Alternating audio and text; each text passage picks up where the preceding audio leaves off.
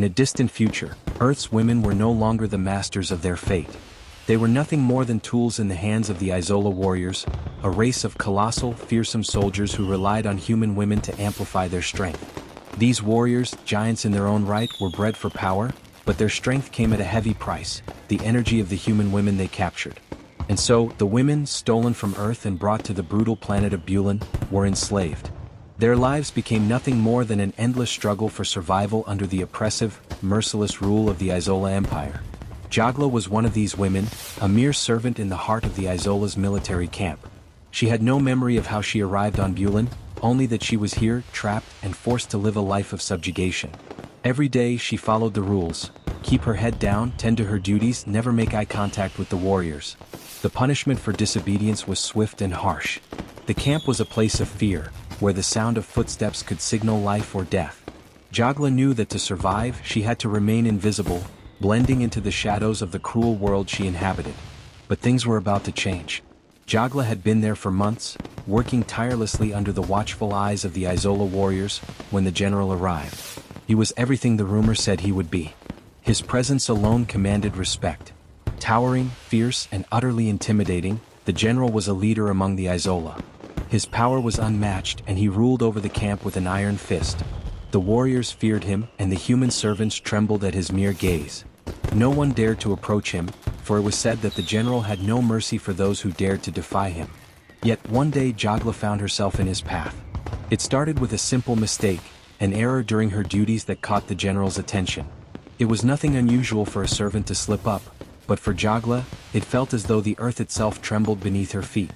As she stumbled, dropping a tray of food at his feet, she felt his gaze pierce through her like a blade.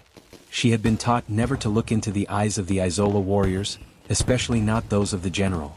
But as fate would have it, her eyes met his. The world around her seemed to freeze for a moment. The heat of his stare sent shivers down her spine. In that instant, she realized that her life, which had been a monotonous existence of survival, was about to change forever. The general didn't speak to her at first. He didn't need to. His presence alone was enough to make Jogla feel as if her very soul was exposed to him.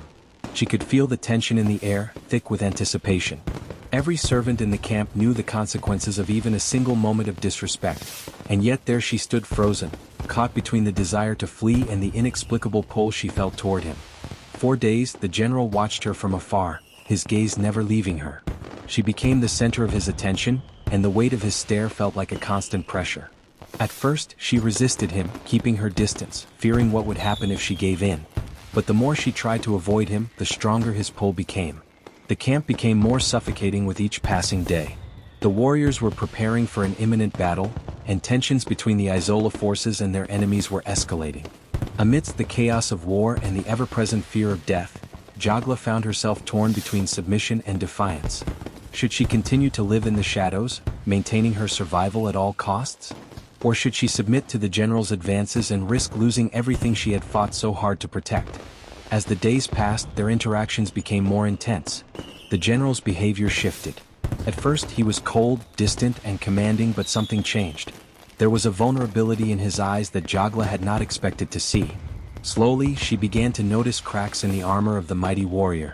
His words, once harsh and domineering, began to soften. The way he looked at her changed from pure intimidation to something deeper, something more complex. Despite herself, Jogla found herself drawn to him. She couldn't deny the attraction that burned between them, even though it was dangerous, even though it was forbidden. The general's power and control over her were undeniable, but something within her resisted. She had seen the atrocities committed by the Izola warriors. She had witnessed the suffering of her fellow women, and yet, in the general's presence, something began to shift within her. They began to talk, briefly at first, then more openly. At first, the conversations were full of tension and distrust. Jogla struggled to trust him, and the general was determined to maintain his dominance over her. But as time wore on, something unexpected began to blossom. There was a respect between them that neither had anticipated.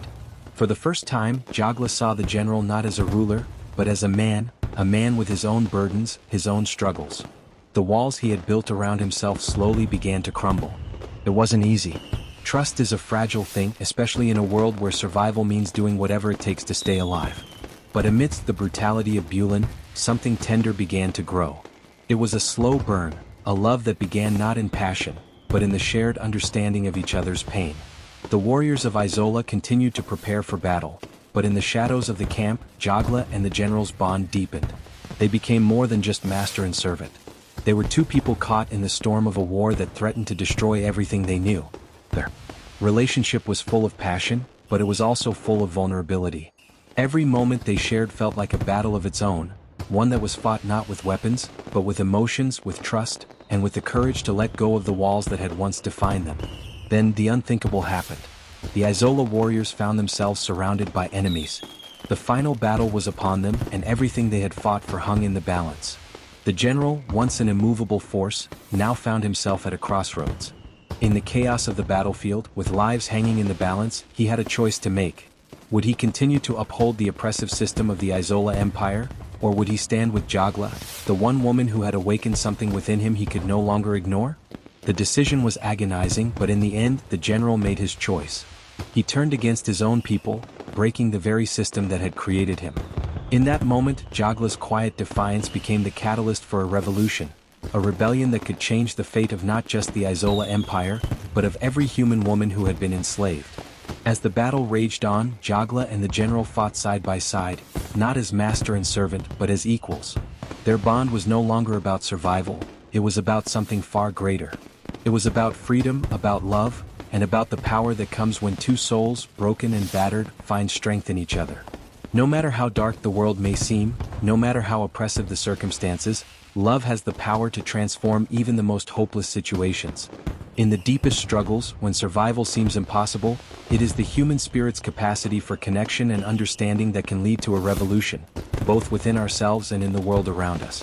When we choose to see beyond the surface, to reach out to others, we unlock the possibility of change, of redemption, and of love that defies all odds. If you find this story interesting, please subscribe to this channel for more revealing stories.